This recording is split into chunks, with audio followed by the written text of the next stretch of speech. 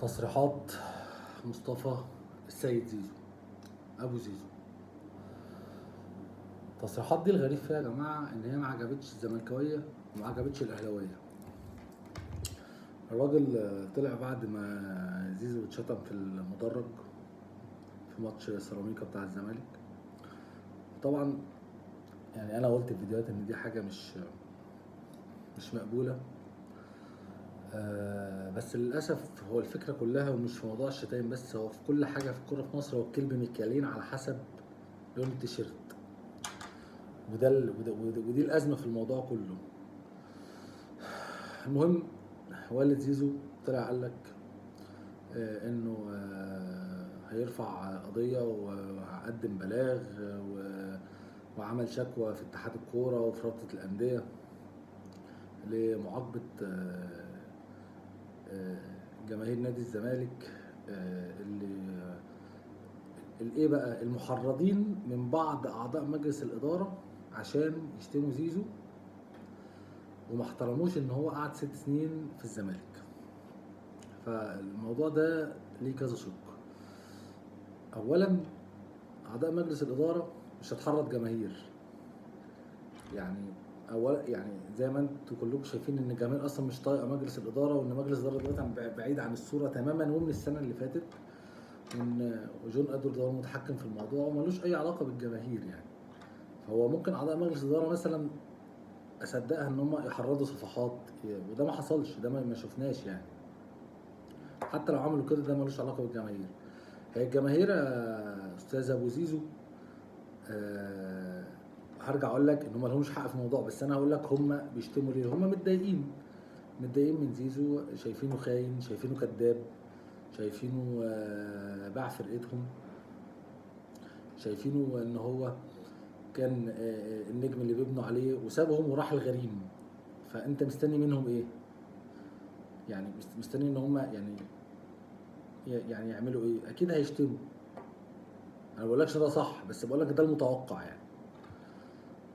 بس من الواضح ان زيزو مش قادر يتحمل الضغط ده، ودي مشكله. هو دلوقتي بيقع في ازمه رمضان صبحي لما راح بيراميدز.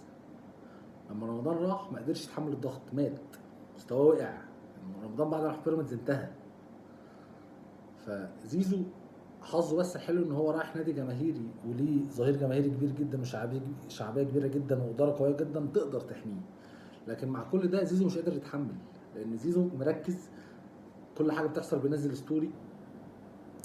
فيعني الاولى ان زيزو يسمع نصيحه كابتن شوبير اللي قالها رمضان زمان لما قال له سد ودنك، فسد ودنك يا زيزو. فانت مش قادر تسدها. فنرجع بقى لابوك تاني، اللي بيقول ان هو هيقدم شكوى وان هو مستني الاجراءات القانونيه تتخذ، وان هو الكلام ده كله. قال بقى تصريح ده اللي استفز الاهلاويه واستفز سيد عبد الحفيظ، فاتكلم واستفز حتى الاداره.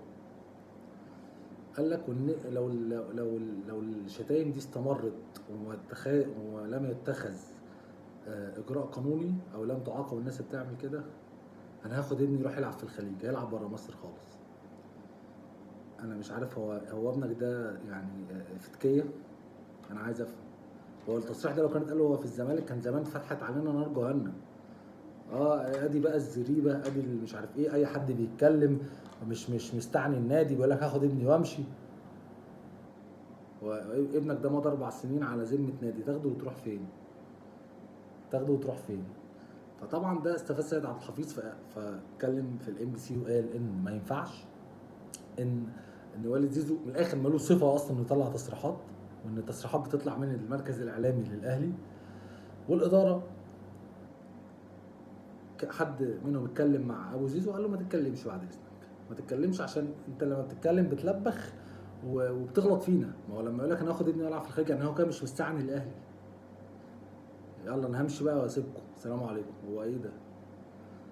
زي ما لما كان زيزو راح السفاره والناس بتقول ان هو ماضي في الاهلي فبيطلع تاشيره امريكا، قال لهم لا، ما هو ممكن يبقى ماضي في الترجي، ماضي في سان داونز، ماضي في الوداد. فهو تصريحاته اصلا متخلفه وهبله، يعني تحسها طالعه من عيل صغير.